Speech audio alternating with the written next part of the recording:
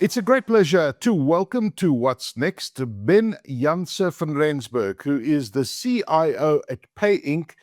Hello, Ben. Firstly, welcome to you. How are you doing? Thank you for joining us. I'm doing quite well. Thank you for having me. Looking forward to today's episode. Thank you. Well, listen, in simple terms, for the viewers who might be watching this who are unaware, who is PayInc? What is PayInc and what exactly do you guys do? PayInc is at the heart of South Africa's payments ecosystem. We are the critical infrastructure provider for the country's payments. We don't only connect banks, but ultimately millions of end users to make sure that the transactions are secure, reliable, and always on. Our platforms powers economic activity and supports financial inclusion, enabling everyone to participate in the financial ecosystem. Okay, so you guys make the magic happen. So every time I use my card for a transaction, it's going through a technology that PayInc uses, correct? You make the magic happen. We do. I mean, it's not every time, but most of the time. Most of the time. Okay. Well, listen, I mean, considering have you guys worked how many billions of transactions you are responsible for every month, more or less? I mean, so we run about 400 million transactions a month. So close to 4.9 billion a year. So we're involved in most South Africans without them really knowing. Okay, well, there you go. It's a lot of transactions happening in a month, 400 million. Wow. So PayInc used to be known as BankservAfrica now. So why the decision to rebrand to PayInc from being known as BankservAfrica all along? Oh, the rebrand to PayInc reflects our evolution from being a traditional infrastructure provider to becoming a digital-first payments infrastructure company. Um, we wanted our name to signal innovation, reliability, and our focus on enabling future of payments in South Africa, rather than being tied to the legacy brand. Okay. All right, that's pretty cool. I was just my small mind was trying to work out those 400 million payments, 4.8 billion transactions that you guys facilitate every year, and I'm thinking to myself, how on earth do you guys at PayInc make this payment infrastructure work? I mean, there must be some heavy technology that you're using. You're obviously plugged into the bank systems, and how do you make it happen? Talk to me about your infrastructure. Yeah, I mean, so when you make a payment, so let's say a pay shop transaction, it feels instant, but behind the scenes, it's a complex exchange of secure messaging between us and multiple parties. We do things like fraud score injection, facilitate the transaction routing between the participants, and then ultimately ensure that the transaction gets settled. This all happens within microseconds sometimes. And obviously, it involves a highly available, highly secure orchestration of systems that is always on and always available. With ultimately our goal to make sure that we're on always and 24/7. You make it sound so easy, Ben, but I'm thinking of you need to find out what the balance is on my bank account to make sure that it can meet that payment. It's a lot more sophisticated than that. And I mean, your infrastructure does a lot more behind the scenes. Could you expand on that? Yeah, I mean, so obviously for us, we focus on the high availability and specifically scaling of the systems. So when you look at our typical architectures, we'll have multiple data centers, we'll have multiple availability zones for our cloud infrastructures. So it's ultimately just to make sure that you have those high availability patterns running correctly, and to make sure that every transaction works every time. So so when you look at our typical systems, we kind of focus on systems that probably a lot of people won't know about. Like in the old days, we had tandems or called HP nonstops, which are traditionally used for highly available systems. Today, we're looking at cloud, leveraging microservices architectures and making sure that when transactions happen, it will work. And if there is a failure, there's always a redundant component to pick up the load, ultimately. Yeah.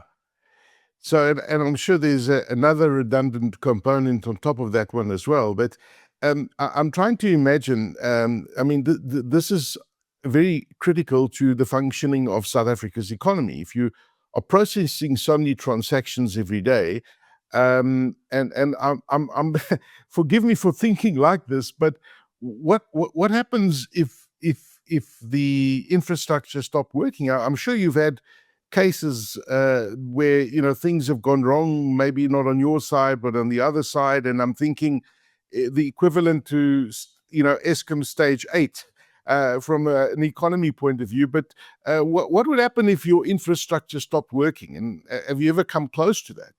Uh, Luckily, not really. I mean, we've always designed highly redundant systems, but if we were to stop, I mean, imagine a world where you wake up and on payday your salary doesn't come to your account, or maybe you're standing in a queue and you can't pay for the transaction, or even just using PayShop to send money to a loved one, and it could be critical that they receive the funds and they never do.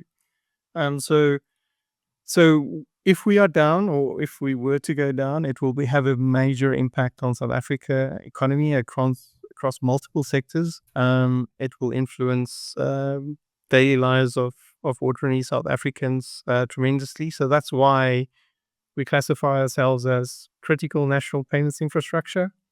We make sure that all the payments work all the time, and yeah, we're basically not allowed to go down. Yeah, no, listen, thank you for not going down. But it's incredible how we rely on the technology, right? And we're slowly moving to a cashless society. So it's becoming even more critical to, constantly stay up. Um, how do you ensure that the national payment ecosystem, and really by extension the economy, is up and running 24/7? You spoke a lot about the redundancy. I imagine that's a critical role. You got to think of every possible scenario, right? Yeah, I mean, we do this through a lot of planning, actually a lot of testing as well, and then obviously designing and architecting systems with no single points of failure. In addition, we run a team that's all available 24/7, and monitoring our systems, ensuring that any small little hiccup is noticed.